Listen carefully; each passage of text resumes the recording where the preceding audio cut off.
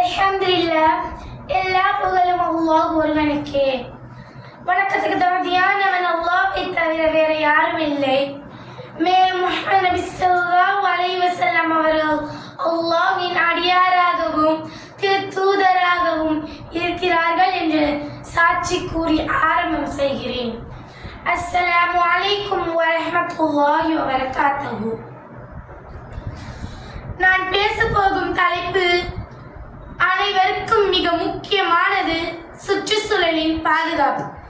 சுற்றுச்சூழலின் பாதுகாப்பு பெரும் பொறுப்பு மட்டுமில்லைங்க, நமக்கு, நம்ம பூமிக்கு, எதிர்கால மக்களுக்கு செய்யக்கூடிய கடமையாகும்.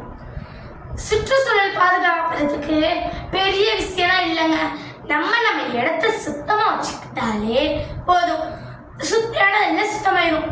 ஆனா ஒண்ணு, நம்ம இடத்த சுத்தமா வச்சுக்கிட்டு நம்ம இடத்துல உள்ள குப்பையை தூக்கி மற்றவங்க இடத்துல போடக்கூடாது. அது தப்பு மட்டும் இல்ல, பாவமும் கூட. சுற்றுச்சூழலை பாதுகாக்கிறதுக்கு நிறைய வழி இருக்கு.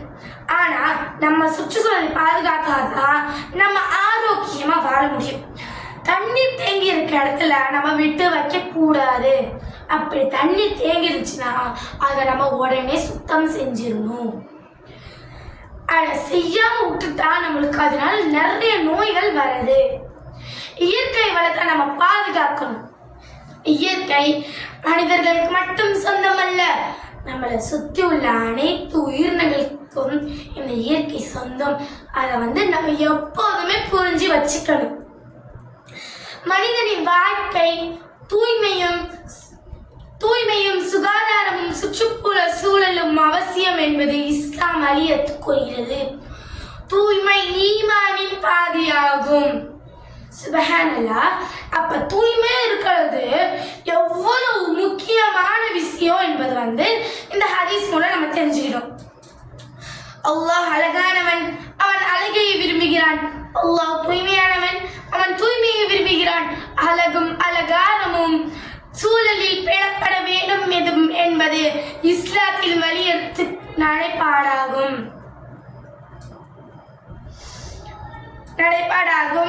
ஆதமுடைய மக்களே, ஒவ்வொரு தொழுபீடத்திலும் உங்கள் அலங்காரத்தை செய்து கொள்ளுங்கள் என்று ரப்புல் ஆலமீன் குர்ஆன்ல கூறுகிறான். இறை நெருக்கத்தையும் இறை அன்பையும் பெற்றுத்தரும் காரியமாக சுற்றுப்புறத்தை பாதுகாப்பது உள்ளது அல்லவா. அல்ஹம்துலில்லாஹ். மரம் நடுவது சுற்றுச்சூழலின் பாதுகாப்பில் மிக முக்கியமான விஷயமாக உள்ளது. நம்முடைய சுற்றுப்புறத்தில் சூழலில் பாதிக்கப்படுவதாக காடுகள் அழிக்கப்படுவது மிக முக்கியமான காரணங்களில் ஒன்றாகும். காடுகள் அழிக்கப்படுவதை தவிர்ப்பதுடன் மரங்களை நடுவது காலத்தில் கட்டாயமாக உள்ளது. 50 வருடங்கள் வாரும் ஒரு மரம் சுமார் 2700 கிலோ பிராண வாயு உற்பத்தி செய்து தருகிறது. சுப்ஹானல்லாஹ். அது மட்டுமல்ல, இஸ்லாம் மரம் நடுவது ஒரு